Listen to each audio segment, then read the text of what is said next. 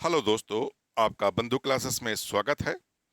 तो आइए दोस्तों, पेट के अंतिम प्रहार करने के लिए महत्वपूर्ण जीएस के प्रश्नों को देखते हैं, जो आपके परसेंटाइल को बढ़ाने में काफी महत्वपूर्ण योगदान करेंगे।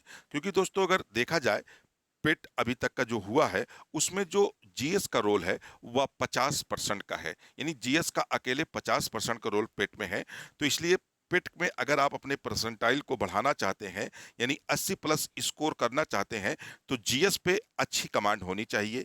क्योंकि रीजनिंग दोस्तों और डाटा इंटरप्रिटेशन एक फिक्स नंबर होते हैं, लेकिन जीएस में कोई फिक्स नहीं होता है। क्योंकि इसको बार बार प्रैक्टिस करने से ही आपको ये जीएस में अच्छे नंबर आएंगे। तो उसी को प्रयास करते हुए हम लोगों ने या हमारी टीम ने एक बेहतरीन काम किया है, जो आपके लिए बेहतरीन, जो पूछे जाने के कई बार पॉसिबल होते हैं। इस वीडियो में दोस्तों हम लोगों ने प्रश्न के साथ साथ जो संभावित प्रश्न है उनको भी शामिल किए गए, यानी प्रीवियस ईयर्स के प्रश्न को भी और संभावित आने वाले प्रश्नों को भी शामिल किया गया है, जो आपकी तैयारी को और धारदार करने के लिए ये वीडियो जरूर देखा दोस्तों। क्योंकि वीडियो आपके लिए काफी यूजफुल होने वाला है। तो स्किप मत करिएगा दोस्तों, पूरा वीडियो जरूर देखिएगा। तो आइए पहला प्रश्न देखते हैं। पहला प्रश्न है, विश्व का सबसे बड़ा मरुस्थल कौन सा है? तो दोस्तों, जो विश्व का सबसे बड़ा मरुस्थल है, देखा जाए तो सहारा मरुस्थल है। यानी क्या आपका विकल्प क्या है? ए वाला आपका राइट आंसर हो जाएगा। अब ये क्वेश्चन ये भी बनता है कि सहारा मरुस्थल कहाँ है?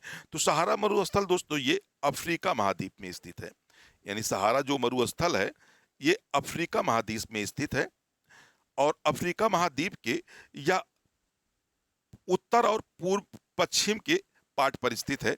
जैसे दोस्तों कहा जाए, जैसे मान लीजिए ये, अगर नक्शे की अगर हम लोग बात करें, जो अफ्रीका महाद्वीप का नक्शा है, यानी अफ्रीका का जो नक्शा है दोस्तों, तो सहारा डेजर्ट तो जो है कहाँ पे स्थित है?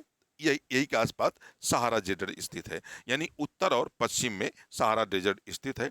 अगर हम लोग थार की बात करें, तो थार डेजर्ट जो है, यानी थार मरुस्थल जो है दोस्तों, या पाक और भारत की सीमा पर स्थित है। जैसे राजस्थान राज्य में ये थार मरुस्थल पड़ता है। और तकला मकान की अगर हम लोग बात करें, तो कई बार ये क्वेश्चन पूछ चुका है, या तिब्बत अधिकृत चीन में स्थित है। यानी जो तकला मकान है, या तिब्बत, तिब्बत स्वतंत्र देश नहीं है, या चीन के अधिकृत में, यानी तकला मकान मरुस्थल स्थित है। ठीक है, आइए अगला प्रश्न देखते हैं। अगला प्रश्न है, निम्नलिखित में से कौन सी गैस यदि वातावरण में हो तो अपनी गंध के कारण पहचानी जाती है? तो दोस्तों, एक ऐसी गेंद है, वो अपनी स्पेशल गंध के कारण क्या होती है, अगर वातावरण में वो मिल जाती है तो लोग पहचान लेते हैं कि यह कौन सी गैस है। तो वह कौन सी गैस है? Sulphur dioxide. सल्फर डाइऑक्साइड जो है अपनी विशिष्ट गंधों की वजह से क्या होती है, पहचान ली जाती है। आइए अगर हम वायुमंडल में गैसों की बात करें, तो वायुमंडल में नाइट्रोजन सर्वाधिक पाई जाती है। नाइट्रोजन जो गैस है दोस्तों, यह सर्वाधिक पाई जाती है। और अगर उसके बाद अगर हम बात करें, तो ऑक्सीजन, यानी दूसरे नंबर पर कौन सी गैस पाई जाती है? ऑक्सीजन गैस पाई जाती है। सर्वाधिक कौन सी गैस पाई जाती है? तो नाइट्रोजन गैस पाई जाती है। और दूसरे नंबर पर ऑक्सीजन गैस पाई जाती है। आइए अगला प्रश्न देखते हैं। अगला प्रश्न है, बलुआ पत्थर किस प्रकार की चट्टान है? अब दोस्तों, जो हम जिस पर रहते हैं ये भी एक चट्टान है। तो देखा जाए मूलतः चट्टानें जो हैं तीन प्रकार की होती हैं। एक चट्टान तो आपकी आग्नेय चट्टान होती है।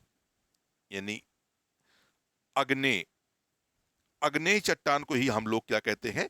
इसे ही मूल चट्टान कहते हैं। बाकी जितनी चट्टानें बनी हुई हैं, इसी आग्नेय के रूपांतरित या क्रियान्वित के वजह से क्या हुई हैं? चट्टानें बनी हुई हैं। दूसरी चट्टानें की बात करें तो अवसादी चट्टानें हैं। अवसादी चट्टानें होती हैं, और सादी चट्टानें होती हैं। और तीसरी चट्टानें जो होती हैं कायांतरित या रूपांतरित चट्टानें होती हैं। रूपां रूपांतरित चट्टानें होती हैं। जो आग्नेय चट्टान होती है दोस्तों, इसी को हम लोग मूल चट्टान कहते हैं। आग्नेय चट्टान में क्या होता है, इसमें परत नहीं पाई जाती है, और इसमें जीवाश्म की मात्रा भी नहीं पाई जाती है। लेकिन जो अवसादी चट्टानें होती हैं, इसमें जो है परत भी पाया जाता है और इसी में जीवाश्म भी पाए जाते हैं, जिसके कारण हमें क्या प्राप्त होती है, गैसें प्राप्त होती हैं, पेट्रोल खनिज प्राप्त होते हैं। तो बलुआ पत्थर किस उदाहरण क्या है, या औषधि चट्टान का उदाहरण है, क्योंकि बलुआ पत्थर क्या होती है, परतदार चट्टान होती है। और यह विशेषता किस चट्टान की है, तो औषधि चट्टान की यह विशेषता है। तो आपका राइट आंसर क्या बन जाएगा, डी वाला आपका राइट आंसर बन जाएगा। आइए अगला प्रश्न देखते हैं। अगला प्रश्न है, हिमालय पर्वत किस प्रकार के पर्वत का उदाहरण है। तो दोस्तों हिमालय पर्वत देखते हैं, या भारत का विशाल, या कहें एशिया का सबसे बड़ा, या विश्व का सबसे बड़ा नहीं पर्वत कह सकते हैं दोस्तों, क्योंकि लंबाई के आधार पर देखा जाए तो विश्व में यह तीसरे नंबर पर आता है। तो एशिया का सबसे बड़ा पर्वत श्रृंखला है। और यह जो उदाहरण है या एग्जाम्पल है, या क्या है, नबीन पर्वत का एग्जाम उदाहरण है। किसका है, नबीन पर्वत, नबीन पर्वत का यह क्या है, उदाहरण है। और नबीन पर्वत को ही हम लोग क्या कहते हैं, परतदार पर्वत। तो आपका राइट आंसर क्या बन जाएगा, ए वाला आपका राइट आंसर बन जाएगा। आइए अगला प्रश्न देखते हैं। अगला प्रश्न है, ग्रेनाइट प्रदर्शन खड़े काटजाइन क्षेत्र हैं, क्योंकि क्योंकि दोस्तों इसलिए खड़े काटजाइन क्षेत्र हैं क्योंकि ये आसानी से नष्ट नहीं होते हैं। यानी इनका कटाव जो है वह बहुत ही आसानी से नहीं होता है, क्योंकि यह ग्रेनाइट जो चट्टान होती है बहुत ही कठोर चट्टान होती है। तो आपका राइट आंसर क्या बनेगा, डी वाला बनेगा, ये चट्टान आसानी से नष्ट नहीं होती है। आइए अगला प्रश्न देखते हैं। अगला प्रश्न है, पृथ्वी के क्रस्ट में सबसे अधिक कौन सी धातु होती है। अब दोस्तों ये भी एक महत्वपूर्ण प्रश्न है, क्योंकि पृथ्वी जो क्रस्ट है हम थोड़ा सा हम जानना चाहेंगे, हम लोग देखेंगे। क्योंकि पृथ्वी को तीन भागों में बांटा जाता है। यानी मान लीजिए ये पृथ्वी हो गई, ये पृथ्वी हो गई, और इसका जो एक पार्ट लेते हैं, इसका जो सबसे नीचे वाला पार्ट होता है, इसी को हम लोग क्या कहते हैं, क्रोड यानी कोर कहते हैं। यानी जो सबसे अंदर का भाग होता है इसी को क्या कहते हैं, कोर कहते हैं। इसी कोर के ऊपर एक हमें मिलता है जिसे हम लोग मेंटल कहते हैं। मेंटल वाला भाग जो होता है बीच होता है, यानी मेंटल कहते हैं, मेंटल कहते हैं। और जो ऊपर से यानी सतह पर यहां से लेकर यहां तक का वाला जो पार्ट होता है, इसी को हम लोग क्या कहते हैं, क्रस्ट कहते हैं। जो क्या कहते हैं, क्रस्ट कहते हैं। अब यही क्वेश्चन आपसे पूछ रहा है कि क्रस्ट में सबसे अधिक कौन सी धातु पाई जाती है। तो दोस्तों अगर क्रस्ट की बात करें तो क्रस्ट में सर्वाधिक जो धातु पाई जाती है वह कौन सी है, एल्युमिनियम धातु है।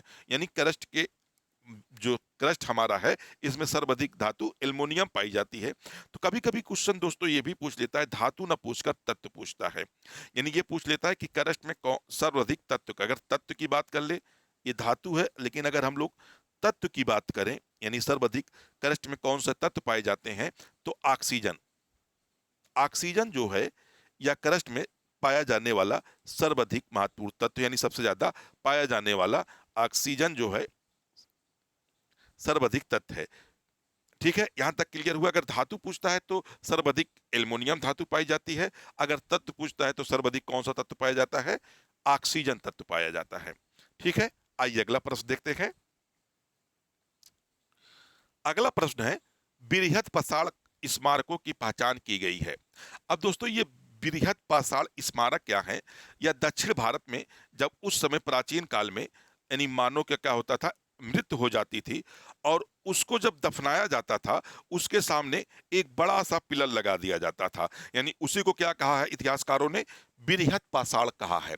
यानी बृहत पाषाण किसकी पहचान थी उस समय, मृतक को दफनाए जाने के स्थान के रूप में की गई है। यानी जहां जहां ये बृहत पाषाण मिले हैं वहां वहां मानव की क्या मिले हैं, अवशेष मिले हैं या उनकी कब्रें मिली हुई हैं। तो ये बृहत पाषाण स्मारक क्या है, मृतक को दफनाए जाने के स्थान के रूप में इनकी पहचान की गई है।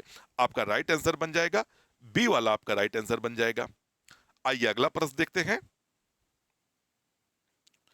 अगला प्रश्न है, निम्नलिखित में से किसे फलक संस्कृत कहा गया है। अब दोस्तों ये फलक संस्कृत, क्योंकि हम लोग जब इतिहास पढ़ते हैं और पाषाण काल पढ़ते हैं तो पाषाण काल को हम लोग मोटे तौर पर क्या करते हैं, तीन भागों में डिवाइड करते हैं। जैसे पहला भाग निम्नपुरा पाषाण काल, मध्य पाषाण काल और नव पाषाण काल। क्योंकि दोस्तों निम्नपुरा पाषाण काल जो होता है या टाइम ऑफ पीरियड के हिसाब से काफी लंबा होता है। तो इतिहासकारों ने अपनी सहूलियत के लिए या उसे और आसानी से समझाने के लिए फिर तीन भागों में बांट देते हैं। क्योंकि यह जो डिवीजन किया जा रहा है या जो मतलब बंटवारा किया जा रहा है, किस पे किया जा रहा है? औजारों के आधार पर या हथियारों के आधार पर। तो उसी तरह से जो निम्न पाषाण काल होता है उसको तीन भागों में बांटते हैं: निम्न पाषाण काल, निम्न मध्य पाषाण काल और निम्न नवपाषाण काल। क्योंकि जब निम्न पाषाण काल चल रहा होता है तो उस समय जो मानव के पास हथियार होते हैं वह बिना डौल के होते हैं और भारी वाले होते हैं, क्योंकि मानव उसको क्या करता है, उठाकर चला नहीं पाता है। पहाड़ों से क्या करता था, ढनगा कर शिकार करता था। लेकिन जैसे जैसे समय बीता और निम्न मध्य पाषाण काल आया, मानव का जो हथियार था वह पतला और नोखिला होने लगा। और जब वो पतला और नोखिला होने लगा तो इतिहासकारों ने इसी को क्या कहा, पलक फलक कहा। फलक कहा क्योंकि वह पतला और नोखिला होने लगा, क्योंकि इसकी मात्रा सर्वाधिक पाई जाने लगी। तो इसी को क्या कहा जाने लगा, फलक संस्कृति कहा जाने लगा। और यह किस पीरियड में घटता है? तो निम्न मध्य पूरा पाषाण काल, यानी निम्न मध्य पूरा पाषाण काल में यह घटना घटित होती है। तो हम लोग, हमारा विकल्प क्या हो जाएगा, ए वाला हो जाएगा, निम्न पूरा पाषाण काल। ठीक है, आइए अगला प्रश्न देखते हैं। अगला प्रश्न है, मानव सावधानों में कुत्ते दफनाए गए थे। तो ये दोस्तों जो कुत्ते का शवधान मिला है, यानी मानव के कब्र के साथ साथ कुत्ते को भी दफनाया गया था, यह कहां से मिला है? बुर्ज होम से मिला है। और बुर्ज होम मतलब बी, तो बुर्ज होम वर्तमान में कहां स्थित है? जेके यानी जम्मू एंड कश्मीर में यह स्थल स्थित है। ये भी कई बार पूछा है कि बुर्ज होम कहाँ स्थित है, तो यह जम्मू कश्मीर में स्थित है। और ये काफी पेट क्वेश्चन है कि मानो सावधानों के साथ कुत्ते को दफनाए जाने का उदाहरण है वह बुर्ज होम से है। ठीक है, आइए अगला प्रश्न देखते हैं। अगला प्रश्न है, सिंधु सभ्यता निम्नलिखित में से किस युग में पड़ता है? दोस्तों यहाँ युग का मतलब सीधा सीधा या हम लोग यहाँ कह सकते हैं युग के साथ काल, क्योंकि आपको कंफ्यूज ना हो किस काल में। क्योंकि इतिहासकारों ने जो इतिहास है इसको तीन भागों में डिवाइड किया था। क्या? प्रग यानी प्रागैतिहासिक काल, आदि ऐतिहासिक काल और ऐतिहासिक काल। अब यह भी जानना जरूरी होगा दोस्तों आपके लिए कि प्रागैतिहासिक काल किसे कहते हैं, आदि ऐतिहासिक काल किसे कहते हैं, या ऐतिहासिक काल किसे कहते हैं। तो प्रागैतिहासिक काल जो होता है दोस्तों, जिसमें मानव ने पढ़ना लिखना नहीं जाना, यानी मानव के इतिहास को जानने के लिए हमें कोई लिखित साक्ष्य नहीं प्राप्त होता है। उस समय हमें इतिहास की जानकारी होती है वह पुरातत्व के माध्यम से होती है, यानी अवशेषों के माध्यम से होती है। ऐसे पीरियड को, ऐसे काल को हम लोग क्या कहते हैं? प्रागैतिहासिक काल कहते हैं। तो आपका ये पहला वाला प्रागैतिहासिक काल होता है। इस काल में क्या होता है, मानव के पास कोई लिखित साक्ष्य नहीं होता है। उनके एक्टिविटीज या उनके क्रियाकलाप को जानने के लिए हमारे पास अवशेष होते हैं। अब दूसरा काल आता है आदि ऐतिहासिक काल। आदि ऐतिहासिक काल ऐसे काल को कहा जाता है जिसमें मानव ने तो लिपि का ज्ञान हो चुका था, लेकिन अभी तक क्या है, इन लिपियों को पढ़ा नहीं गया है या इन लिपियों को अभी तक पढ़कर समझ में नहीं आया है। ऐसे काल को क्या कहा जाता है? आदि ऐतिहासिक काल कहा जाता है। और ऐतिहासिक काल ऐसे काल को कहा जाता है जिसमें मानव ने पढ़ना लिखना जान गया, या मानव के इतिहास के बारे में जानने के लिए हम लोग क्या करेंगे, उसके लिखे हुए साक्ष्य को पढ़ेंगे। तो दोस्तों सिंधु सभ्यता जो थी इसमें लिखित साक्ष्य तो हमें प्राप्त होते हैं, लेकिन अभी तक का किसी इतिहासकार ने या किसी विद्वान ने इनकी लिपियों को पढ़ने में कामयाबी नहीं पाई है। इसलिए सिंधु काल को हम किस पीरियड में रखते हैं? आदि ऐतिहासिक काल में रखते हैं। तो आपका राइट आंसर क्या बन जाएगा? डी वाला आपका राइट आंसर बन जाएगा। आइए अगला प्रश्न देखते हैं। अगला प्रश्न है, प्राचीन काल में स्रोत सामग्री लिखने के लिए प्रयुक्त भाषा थी। तो प्राचीन काल में सर्वाधिक जो प्रयुक्त भाषा थी वह कौन थी? संस्कृत थी। तो आपका राइट आंसर हो जाएगा ए वाला। आइए अगला प्रश्न देखते हैं। अगला प्रश्न है, मानव द्वारा प्रयुक्त पहली धातु थी। तो मानव ने सर्वप्रथम जिस धातु का प्रयोग किया था उसे हम लोग क्या कहते हैं? तांबा। तांबा जो था मानव के द्वारा सर्वप्रथम उपयोग किया गया था। तो हमारा उत्तर क्या हो जाएगा? बी, यानी कापर। आइए अगला प्रश्न देखते हैं। अगला प्रश्न है, सिंधु घाटी की सभ्यता में घोड़े के अवशेष कहां से मिले हैं? तो जो सिंधु घाटी में घोड़े के अवशेष की अगर बात करता है तो सुरकोटदा जो होता है यहीं से सिंधु घाटी में घोड़े के अवशेष प्राप्त हुए हैं। तो आपका राइट आंसर क्या है? ए वाला है, सुरकोटदा है। अगला प्रश्न देखते हैं। अगला प्रश्न है, भारतीय सं, भारतीय संविधान का अनुच्छेद 14 भारत के नागरिकों को किस बात की गारंटी देता है? यानी जो आर्टिकल 14 है, या किस बात की करता है? क्योंकि आपको मालूम होगा दोस्तों कि भारत के संविधान के द्वारा भारतीय नागरिकों को 6 मौलिक अधिकार दिए गए हैं, अधिकार दिए गए हैं, जिनमें से एक अधिकार है समानता का अधिकार। तो आर्टिकल 14 जो है यह समानता के अधिकार की बात करता है। और आर्टिकल यानी अनुच्छेद 14 में कहा गया है, विधि के समक्ष समानता और विधियों का समान संरक्षण। यानी इसमें दो बातें कही गई, यानी विधि के समक्ष जो समता है उसकी बात की गई है, विधियों का समान संरक्षण की बात की गई है। तो आपका राइट आंसर क्या बन जाएगा? डी वाला आपका राइट आंसर बन जाएगा। आइए अगला प्रश्न देखते हैं। अगला प्रश्न है, निम्नलिखित में से कौन सा मूल कर्तव्य नहीं है? यानी अगर आप अपने राइट्स की बात करते हैं तो अपने ड्यूटीज की भी बात संविधान में की गई है। और यह ड्यूटीज कब संविधान में जोड़ी गई थी? तो 42वें संविधान संशोधन 1942 को मौलिक कर्तव्य क्या किए गए थे? संविधान में जोड़े गए थे। कभी कभी यह भी क्वेश्चन पूछ लेता है कि मूल कर्तव्य जो है या किस संविधान से अडॉप्ट किए हैं या किस कंट्री से लिए गए हैं। तो दोस्तों यह पूर्व सोवियत संघ यानी वर्तमान में जो रूस है, यहां से ये मौलिक कर्तव्य या मूल कर्तव्य लिए गए हैं। तो भारतीय संविधान में वर्तमान में कितने मौलिक कर्तव्य हैं, ये आप हमें कमेंट बॉक्स में बताएंगे। तो इसमें पूछ रहा कौन सा मौलिक कर्तव्य नहीं है? तो सैन्य और अकादमी उपाधियों को छोड़कर खिताबों का उन्मूलन। तो दोस्तों जो उपाधियों का है, यानी उपाधि का अधिकार जो है वह मौलिक अधिकार है, ना कि मौलिक कर्तव्य है। तो आपका डी आंसर बन जाएगा, यानी सैन्य और अकादमिक उपाधियों को छोड़कर किताबों का उन्मूलन करना यह आपका मौलिक कर्तव्य नहीं है। आइए अगला प्रश्न देखते हैं। अगला प्रश्न है, किस संविधान संशोधन के माध्यम से मूल कर्तव्यों को जोड़ा गया था? जैसे अभी पिछले क्वेश्चन में हमने बताया कि 42वें संविधान संशोधन के द्वारा, यानी 42वें संविधान संशोधन के द्वारा 1976 में।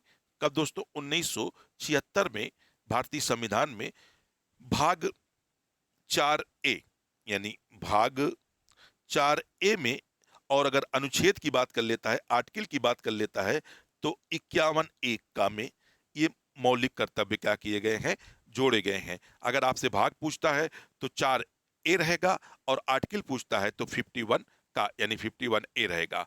अब ये भी क्वेश्चन कई बार पूछा गया, या किस समिति के सिफारिश पर लाया गया था? तो एक समिति का गठन किया गया था जिसका नाम था स्वर्ण सिंह समिति, यानी स्वर्ण सिंह समिति के सिफारिश पर इसे संविधान में जोड़ा गया था।